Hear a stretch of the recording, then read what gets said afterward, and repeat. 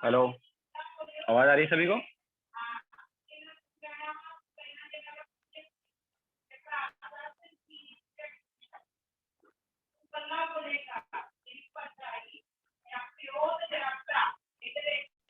Okay, so good afternoon to all.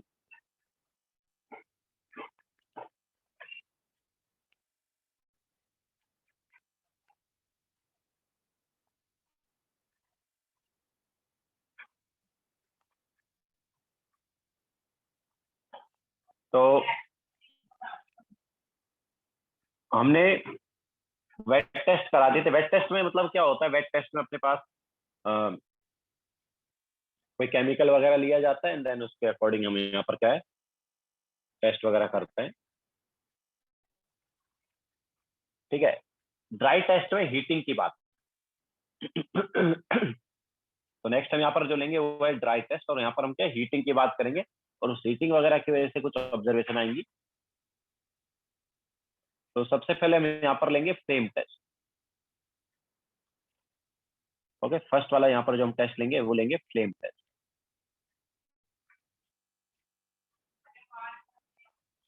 तो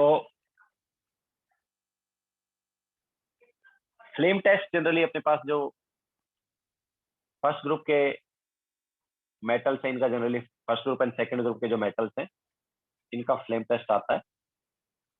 तो पढ़ा होगा ना तुमने, एस ब्लॉक एलिमेंट चैप्टर में पढ़ा है क्या?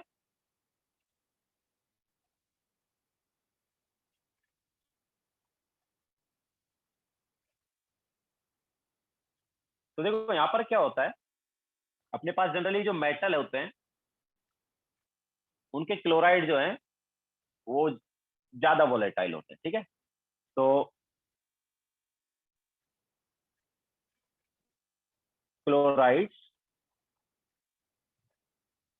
Of the metals are more volatile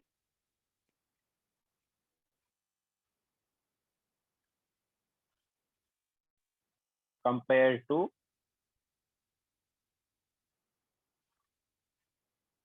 other salts. ठीक है। तो हमारे पास जो क्लोराइड है उनके जो मेटल है, सॉरी क्लोराइड ऑफ मेटल जो है, मेटल जो है उनके क्लोराइड जो है वो ज्यादा वोलेटाइल होते हैं कंपेयर टू अदर सॉल्ट। बाकी जैसे सल्फेट हो गया, कार्बोनेट हो गया, कोई भी दूसरा सॉल्ट है तो उसके कंपेरेटिवली क्लोराइड जो है वो ज्यादा वोलेटाइल होते हैं। तो हम क्लोराइड वगैरह को कैसे प्रिपेयर करते हैं? तो यहाँ पर हम क्या करते हैं, कोई सॉल्ट वगैरह लेते हैं, जो भी सॉल्ट हमें दिया है, और उसके साथ HCl ले लेते हैं। ठीक है। तो सॉल्ट एंड HCl का एक पेस्ट बनाते हैं।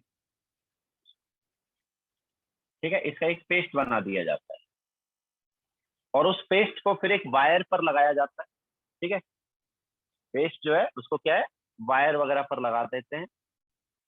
प्लेटिनम की वायर लेते हैं, उस पर लगा देते हैं। तो ये हमारे पास जैसे वो पेस्ट हो गया। ठीक है, दिस इज पेस्ट। और इस पेस्ट को क्या करेंगे, हम एक वायर लेंगे प्लेटिनम की, उस पर लगा देंगे। ठीक है, this is platinum wire. And अब इस प्लेटिनम वायर को हम फ्लेम में लेके जाएंगे। कहां पर लेके जाएंगे? फ्लेम में लेके जाएंगे।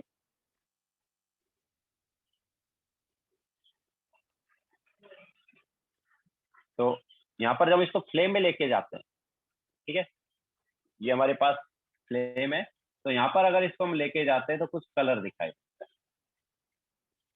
ठीक है, ये हमारे पास क्या फ्लेम है, इस फ्लेम में इसका क्या कलर दिखाई देता है। ठीक है, this is burner, Bunsen burner.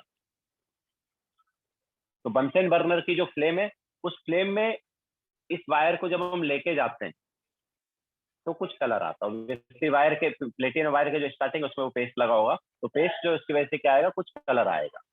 तो कलर के बेसिस पर हम यहाँ पर बता सकते हैं कि उस सॉल्ट में कौन सा मेटल रहा होगा।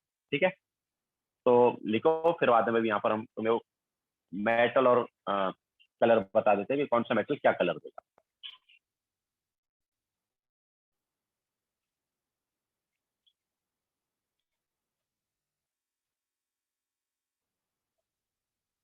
लैब में भी प्रैक्टिकल किए होंगे शायद तुमने।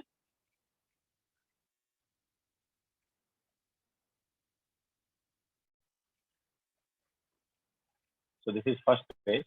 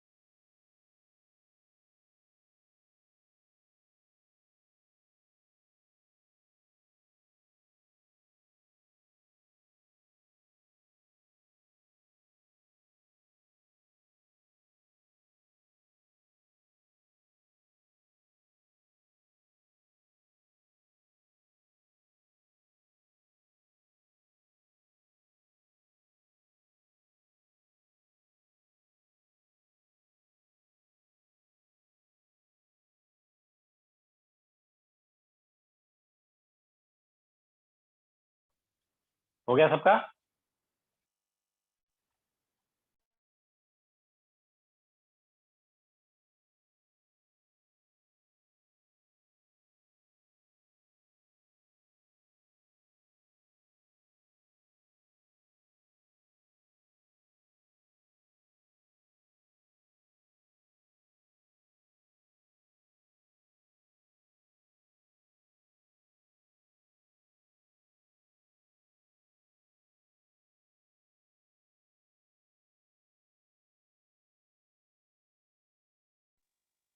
तो देखो अलग अलग मेटल के जो कलर हैं वो क्या क्या हैं। तो अगर तुम्हारे पास कलर आता है क्रिम्सन रेड, तो मेटल अपने पास होगा लिथियम। अगर कलर आता है गोल्डन येलो, तो मेटल होगा सोडियम। अगर कलर आता है वॉयलेट या फिर लिलैक कलर बोल देते हैं, तो होगा potassium. If colour is brick red, then it is calcium. If color is crimson, then strontium. If color is apple green, then वो बेरियम होगा। इसके अलावा कॉपर का भी हमारे पास ये टेस्ट आता है, और कॉपर के केस में क्या होता है, ग्रीनिश ब्लू बोल सकते हैं, ग्रीनिश ब्लू कलर या ग्रीन विद ब्लू सेंटर।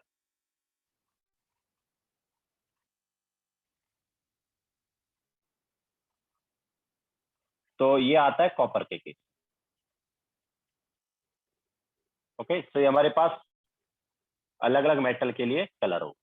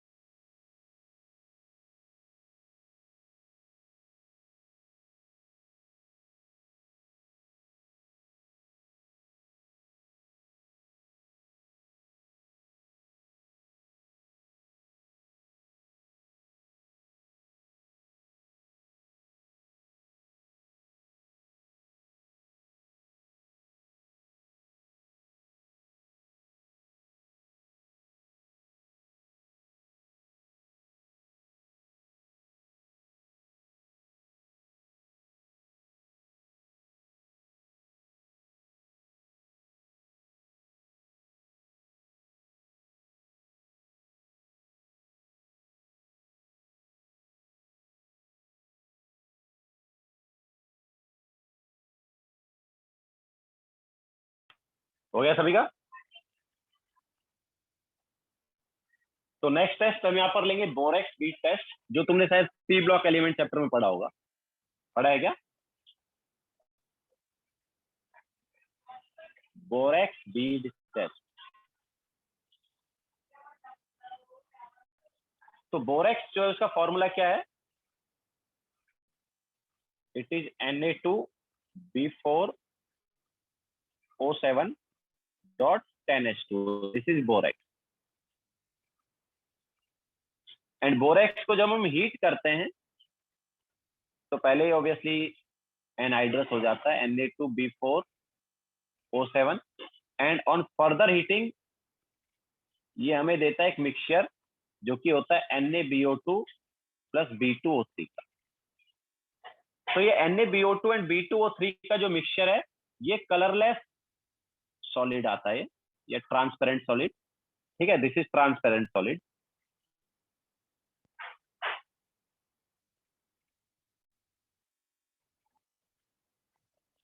तो ट्रांसपेरेंट सॉलिड है, इसको हम ग्लासी बीड भी बोल सकते हैं, ग्लास जैसा रहेगा ना। तो this is glassy bead.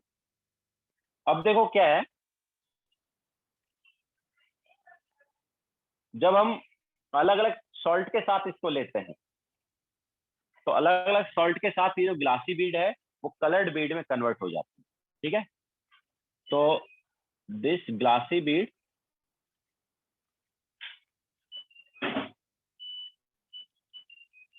converts into colored bead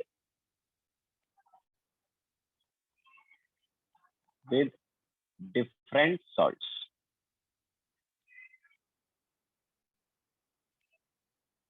तो अलग अलग सॉल्ट के साथ ये अलग अलग कलर में, मतलब अलग अलग सॉल्ट के साथ इस बीड का कलर, जो ट्रांसपेरेंट सॉलिड था उसका कलर अलग अलग आता है।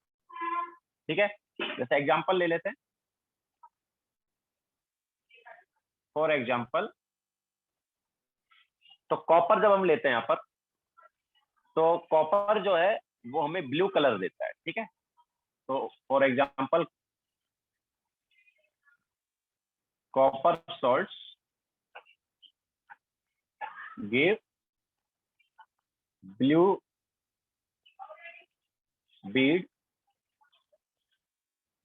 इन ऑक्सीडाइजिंग फ्लेम।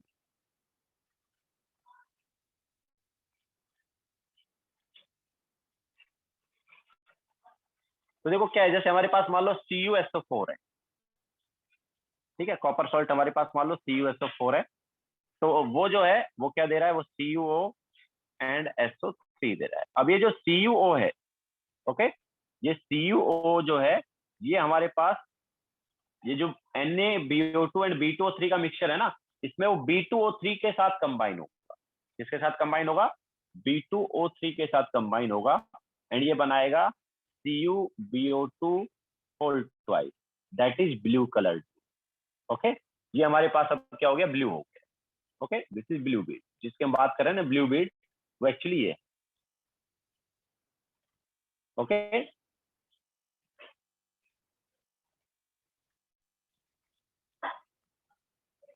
तो CuBO2 whole twice.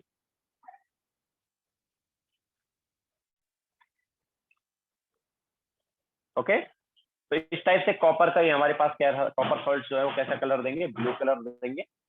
Oxidising flame में देंगे, और रिड्यूसिंग फ्लेम में क्या है, वो रिड्यूस हो जाएगा ऑब्वियसली कॉपर। ठीक है, तो वहां पर थोड़ा डिफरेंट कलर आएगा, वो भी बता देते हैं, पहले लिख लो।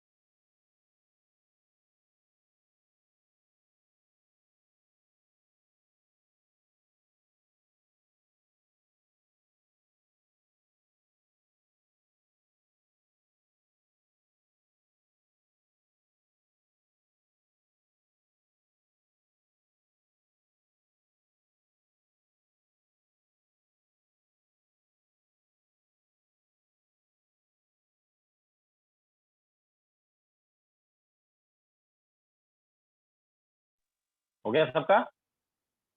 तो ये ऑक्सीडाइजिंग फ्लेम का हो गया। नाउ रिड्यूसिंग फ्लेम में हमारे पास कलर जो है वो डिफरेंट आ सकता है। तो इन reducing flame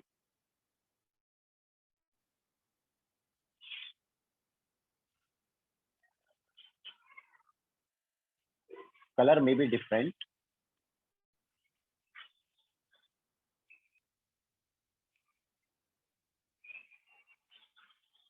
due to different reactions।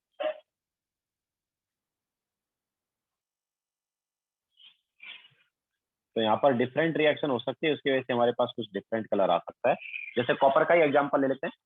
तो जो अब देखो यहाँ पर क्या रिड्यूस होगा, तो CuBO2 होल ट्वाइस जो है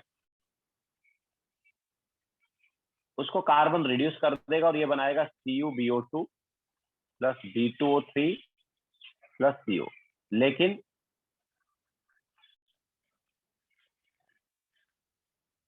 आगे भी ये फर्दर रिड्यूस हो जाता है। हम इसको ऐसे बोल सकते हैं कि यहाँ पर तो ये पूरी तरह रिड्यूस नहीं हुआ है, ठीक है, यहाँ पर ऐसे हम लिख देते हैं, तो ये पूरी तरह रिड्यूस नहीं हुआ है, बट फर्दर भी ये रिड्यूस हो सकता है अगर हमने अच्छे से इसको रिड्यूस किया तो, और ये कॉपर में कन्वर्ट हो जाता है।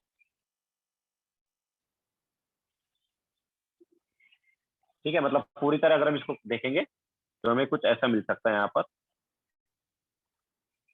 एक तरह से फर्स्ट रिएक्शन में देखिए कॉपर लिमिटिंग है, ठीक है, सॉरी कार्बन लिमिटिंग है, लेकिन सेकंड रिएक्शन में अगर हम देखेंगे तो कुछ ऐसा हमें मिल सकता है Cu plus B2O3 plus CO। ठीक है, तो ये जो Cu है इसी का हमारे पास जो कलर आएगा वो ब्राउन रेड कलर आएगा।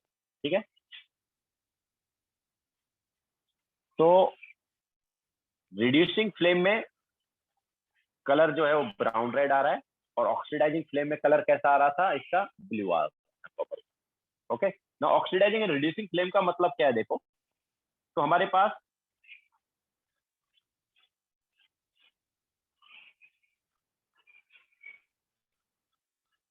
इसका ये वाला जो पार्ट है, यहाँ पर अगर तुम बोरेक्स बीड को लेके जा रहे हो, अंदर के बीच वाले पार्ट पर लेके जा रहे हो,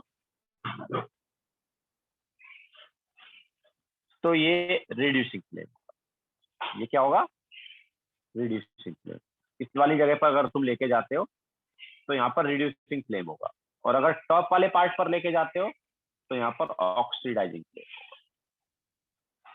ठीक है, तो ये डिफरेंस है, या फिर रिड्यूसिंग फ्लेम और ऑक्सीडाइजिंग फ्लेम को हम ऐसे भी बोल सकते हैं कि ऑक्सीडाइजिंग फ्लेम जो है it is non luminous flame.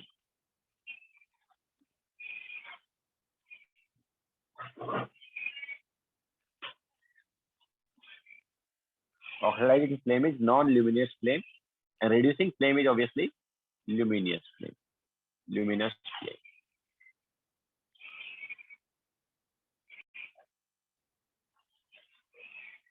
Okay, so reducing flame में डिफरेंट कलर आएगा और ऑक्सीडाइजिंग फ्लेम में यहाँ पर डिफरेंट कलर आएगा। तो ये कलर क्यों आता है, क्योंकि जो बोरेक्स बीड हमारे पास, ये जो बोरेक्स के ट्रांसपेरेंट सॉल्ट जो आया था, या ट्रांसपेरेंट सॉलिड जो आया था ये वाला, इसमें जो B2O3 है वो रिएक्ट कर लेता है किससे, सॉल्ट के ऑक्साइड से। देखो जैसे यहाँ पर सॉल्ट का ऑक्साइड क्या है, CO है, उससे रिएक्ट करता है। ओके, तो ये वाला तो एज इट इज रहा है NaBO2, बट ये जो B2O3 जिसमें कन्वर्ट हुआ है उसकी वजह से कलर आ रहा है।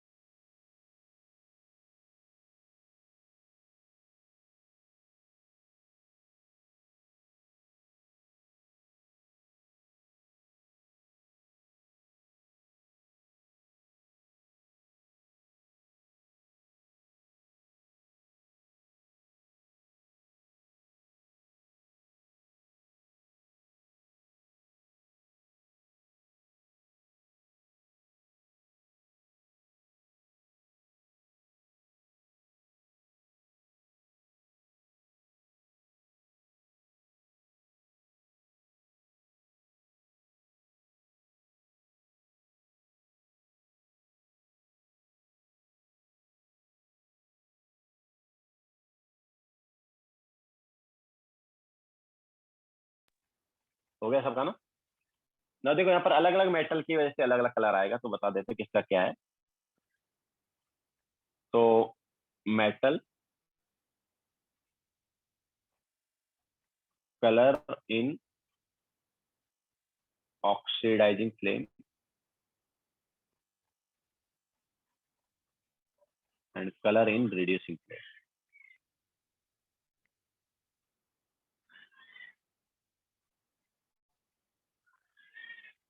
तो कॉपर का तो बता ही दिया। कॉपर का जो ऑक्सीडाइजिंग फ्लेम में कलर है वो ब्लू है, एंड रिड्यूसिंग फ्लेम में जो कलर है वो है ब्राउन रेड या रेड।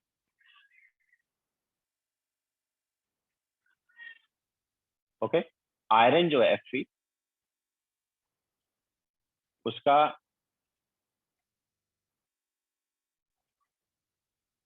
ऑक्सीडाइजिंग फ्लेम में कलर पेल येलो या येलो है, एंड रिड्यूसिंग फ्लेम में जो कलर है वो ग्रीन कलर है, बॉटल।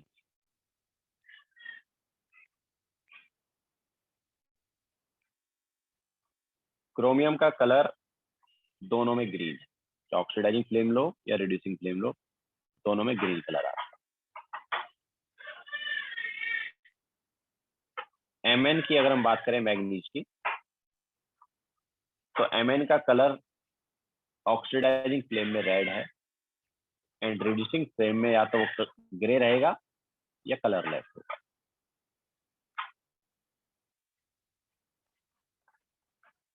निकेल की अगर हम बात करें, तो निकेल जो है वो ऑक्सीडाइजिंग फ्लेम में ब्राउन कलर में रहेगा, एंड रिड्यूसिंग फ्लेम में ग्रे। तो ये हमारे पास बोरेक्स बीड टेस्ट में कलर आ गए बीड के क्या क्या होते हैं। ठीक है, जो बीड है उसका कलर क्या क्या आ रहा है वो हम बता रहे हैं। तो this is page number 5। Colour of Beed है ये, ऑक्सीडाइजिंग फ्लेम में कलर ऑफ बीड क्या है और रिड्यूसिंग फ्लेम में कलर ऑफ बीड क्या है।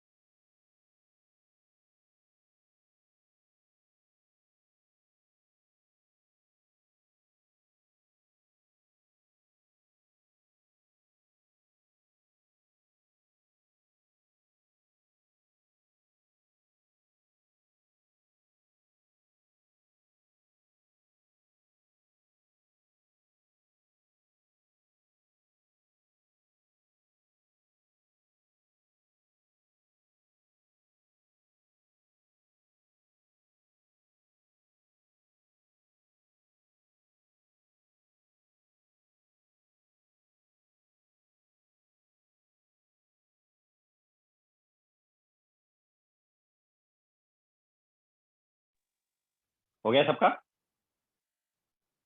तो नेक्स्ट है यहाँ पर चारकोल कैविटी टेस्ट।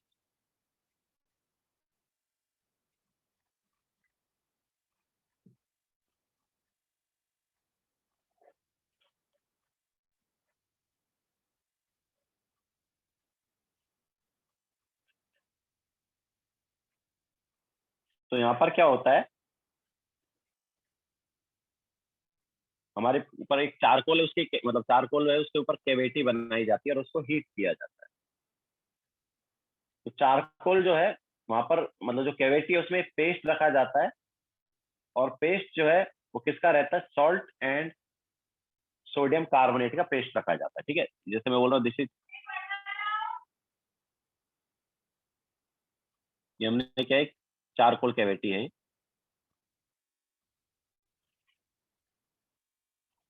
ठीक है, ये क्या है, charcoal cavity. This is charcoal, और इसमें एक कैविटी बनाया हमने।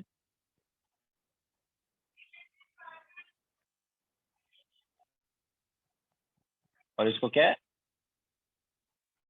हम गर्म करेंगे। तो उससे पहले यहाँ पर क्या है, एक पेस्ट बनाएंगे और पेस्ट को यहाँ पर रखेंगे। ये पेस्ट किसका होगा, ये पेस्ट होगा सॉल्ट एंड Na2CO3 का।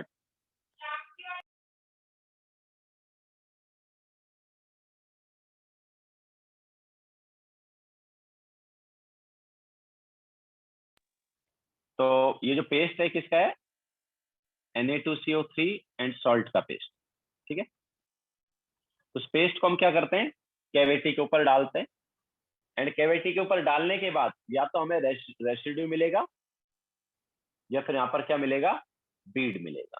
दोनों में से एक कोई काम हो सकता है।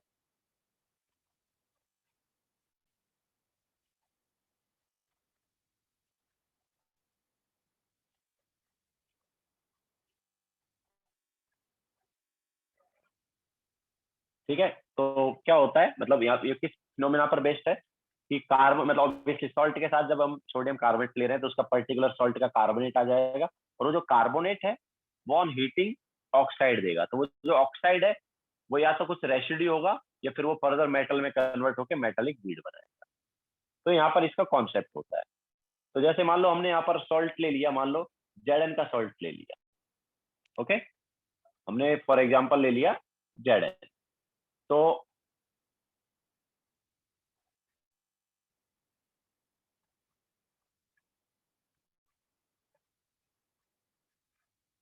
तो दो एग्जाम्पल ले लेते हैं, एक जेडन वाला लेते हैं, एक सीयू वाला ले लेते हैं। तो हमने जेडन लिया सॉल्ट। तो जेडन जो है वो ऑब्वियसली Na2CO3 के साथ क्या बनाया, जेडन CO3 बनाया, एंड साथ में ऑब्वियसली Na2SO4 बन गया। ठीक है, नाउ ये दिस जेडन CO3 जो है ये ऑन हीटिंग दे देता है ZnO, एंड साथ में ऑब्वियसली CO2 निकल जाता है।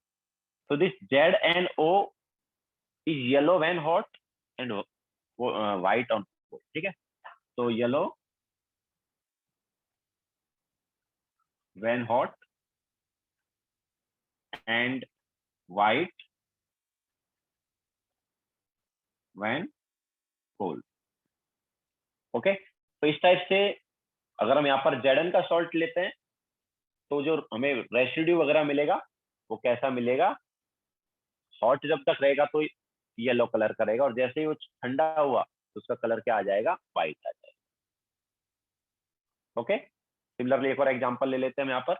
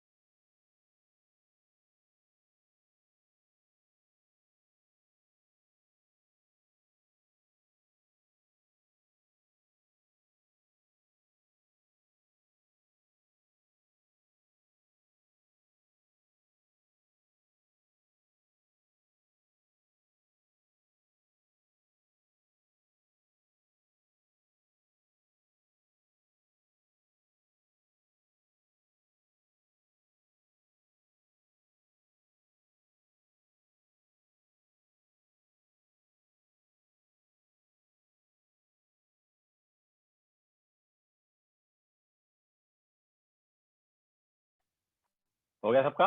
तो एक और एग्जांपल ले लेते हैं यहाँ पर।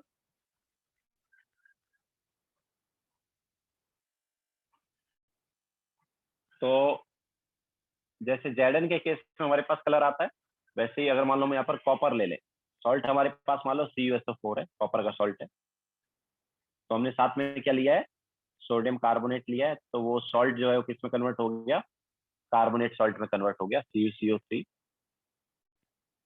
प्लस Na2SO4 आ गया। नाउ ये इसको ऑब्वियसली चारकोल कैविटी में हम क्या कर रहे हैं, हीट कर रहे हैं। तो चारकोल कैविटी में जब इसको हीट कर रहे हैं तो ये दे रहा है CuO plus CO2। Now this CuO, अब देखो यहाँ पर क्या है, ये CuO जो है ये फर्दर रिड्यूस हो जाएगा, क्यों, बिकॉज ऑफ चारकोल, है ना। तो लास्ट केस में रिडक्शन नहीं हो रहा था, बट यहाँ पर रिडक्शन हो जाता है। तो ये जो है ये हमें दे देता है Cu, एंड साथ में क्या आ जाता है, ऑब्वियसली CO जो है वो निकल जाता है। तो यहाँ पर ये जो है ये रेड कलर का रहेगा, Cu जो है कैसा रहेगा, रेड कलर का। ठीक है। सो देखो अलग अलग मेटल के केस में हमारे पास या तो रेसिड्यू आएगा, जैसे लास्ट केस में रेसिड्यू आ रहा था, और इस केस में क्या आ रहा है, बीड आ रहा है। ठीक है, मेटालिक बीड। तो मेटल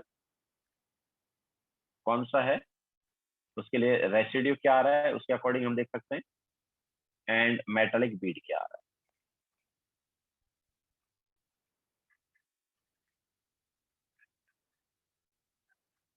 ठीक है।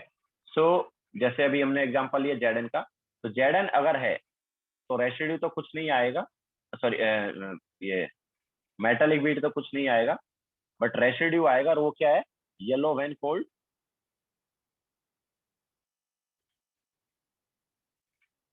एंड व्हाइट व्हेन, सॉरी उल्टा लिख दिया, yellow when hot and white when cold. ठीक है। इसके अलावा अगर हमारे पास कॉपर है, तो कॉपर के केस में हम देख सकते हैं कि रेसिड्यू कुछ नहीं आ रहा है, मेटालिक बीड जो है वो कैसा आ रहा है, रेड कलर का आ रहा है। ओके। अगर हमारे पास यहाँ पर लेड है, तो लेड के केस में, लेड मतलब कौन सा, चलो आयंस ले लेते हैं, क्योंकि आयंस में थोड़ा सा क्या, Zn2 पॉजिटिव के केस में वो कलर है, Cu2 पॉजिटिव है। अगर Pb2 पॉजिटिव है तो यहाँ पर brown when hot and yellow when cold.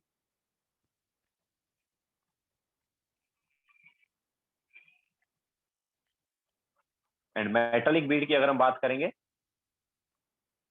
तो ये ग्रे कलर का आता है, Pb2 पॉजिटिव के केस में ग्रे कलर का आता है। ठीक है।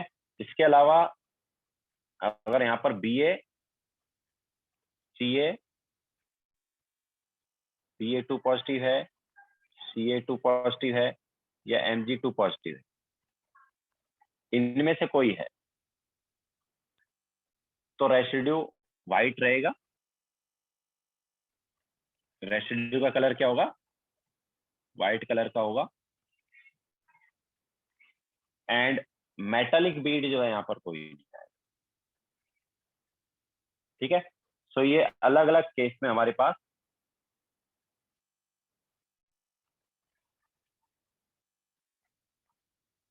रेसिड्यू आएगा या फिर मेटालिक बीड आएगा।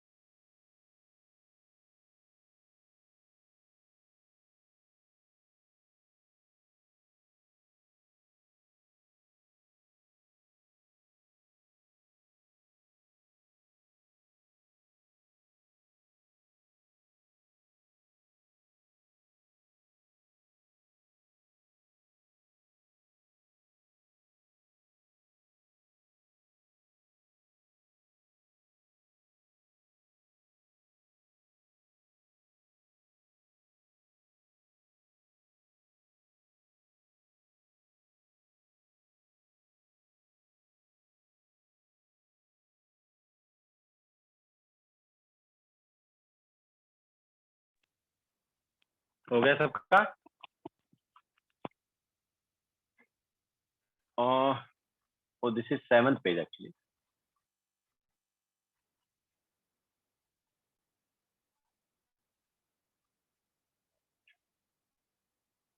Now next हमारे पास है लास्ट टेस्ट एक्चुअली भी, it is cobalt nitrate test.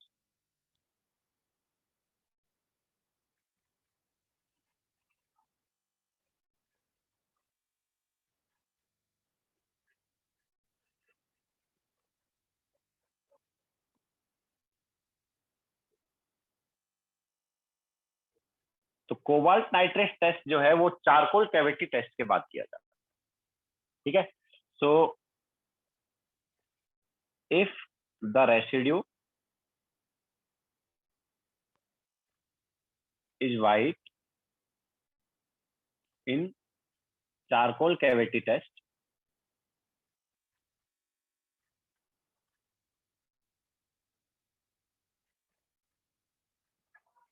then add a drop of cobalt nitrate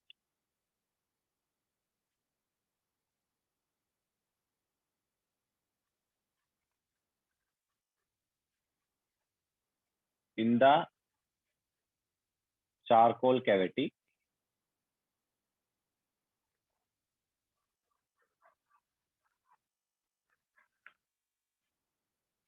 ठीक है. एंड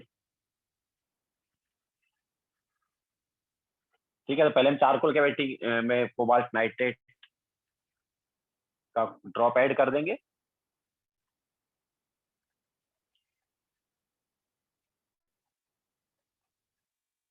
एंड देन उसको हम हीट करेंगे. तो ऑन हीटिंग हमारे पास कुछ डिफरेंट कलर का मास आ सकता है. तो on heating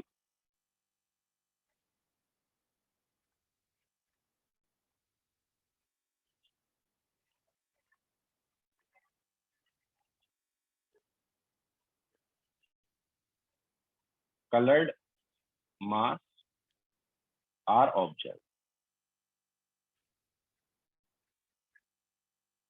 On heating this, ठीक है.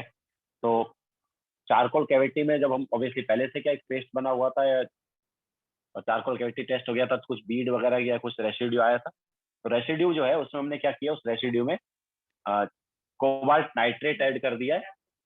और कोबाल्ट नाइट्रेट ऐड करने के बाद अभी हमारे पास हीट करेंगे तो हमें क्या कुछ कलर्ड मास मिलेगा. ठीक है. तो उस कलर्ड मास के बेसिस पर हम बता सकते हैं कि कौन सा वाला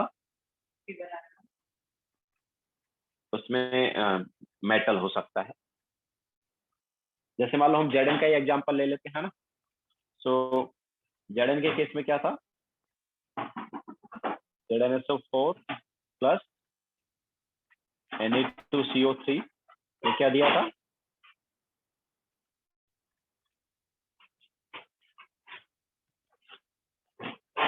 इसने दिया था ZnCO3 प्लस Na2SO4. ठीक है. फिर वो ZnCO3 जो है वो हीटिंग क्या दिया था,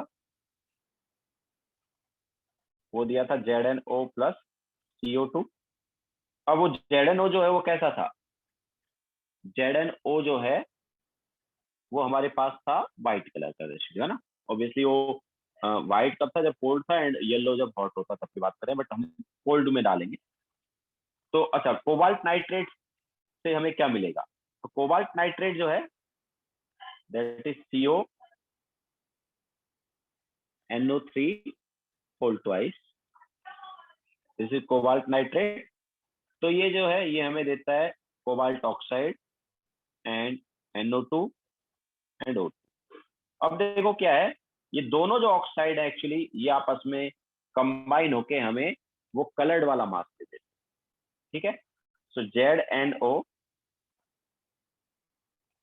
plus COO will give ZnO dot COO, या फिर हम इसको लिख सकते हैं और ZnCO2 ऐसे भी लिख सकते हैं.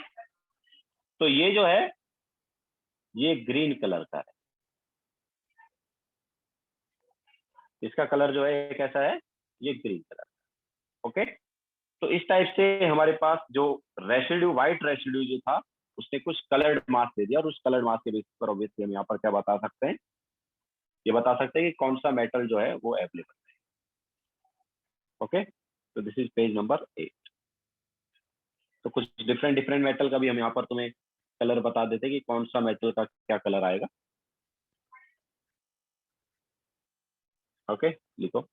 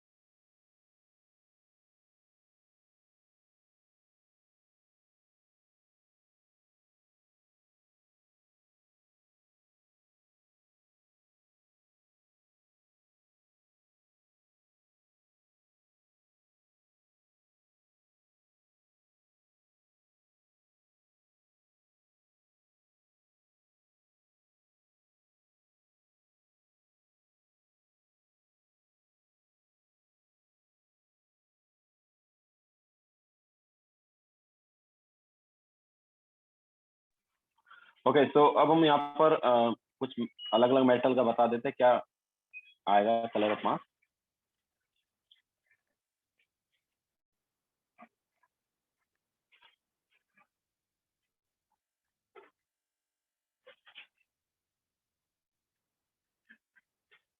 तो जेडन जो है जिंक, इसके केस में हमने ऑलरेडी बताया तुम्हें ग्रीन कलर आता है। एल्यूमिनियम जो है उसके केस में ब्लू कलर आएगा।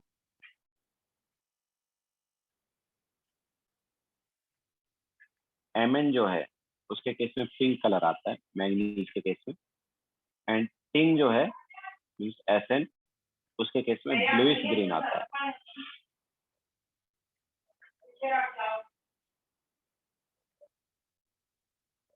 ठीक है, तो ये हमारे पास अलग अलग मेटल के केस में कलर है।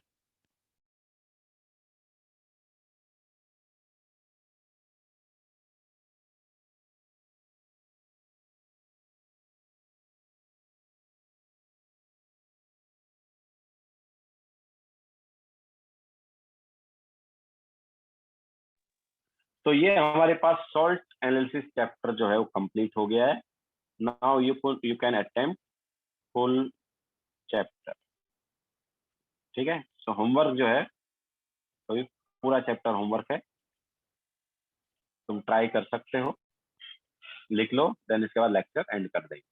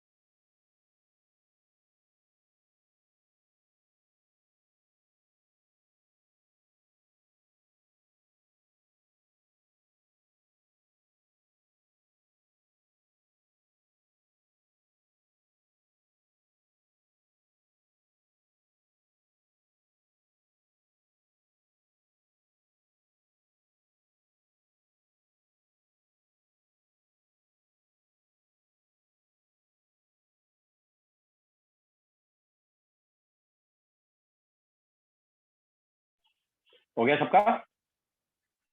So that's it in salt analysis और क्वालिटेटिव एनालिसिस।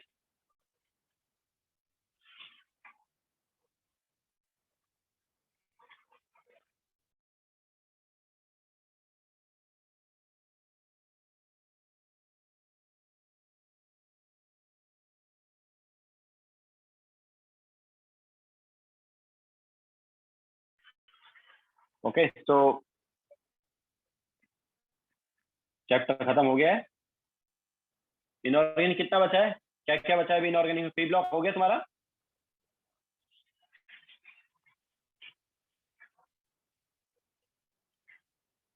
पी ब्लॉक हो गया ना? मेटलर्जी भी हो गया होगा, तो फिर तो ऑलमोस्ट कंप्लीट ही है।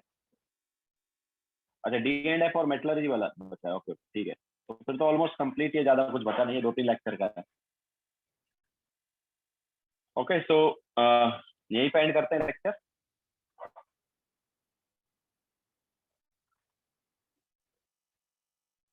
यस सार्थक, हम चारकोल कैविटी टेस्ट तभी, सॉरी ये कोबाल्ट नाइट्रेट टेस्ट हम तभी करते हैं जब हमें चारकोल कैविटी टेस्ट में क्या मिला हो, व्हाइट रेसिड्यू मिला हो।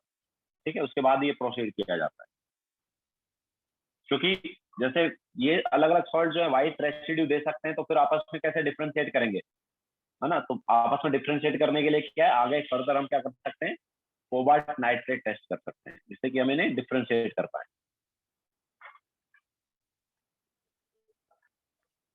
ठीक है, जस्ट चारकोल कैविटी टेस्ट से मेटल्स डिफ्रेंशिएट नहीं हो पाएंगे, बिकॉज ये व्हाइट रेसिड्यू ले देगी। तो उन्हें डिफ्रेंशिएट करने के लिए कोबाल्ट नाइट्रेट टेस्ट करेंगे। Yes Tanvi, I think DNS का मेरा ही लेक्चर लगा नेक्स्ट वीक, तो मैं ही सिखाऊंगा। मेटलर्जी का पता नहीं, मेटलर्जी का और कोई किसी का लेक्चर लगा होगा ना?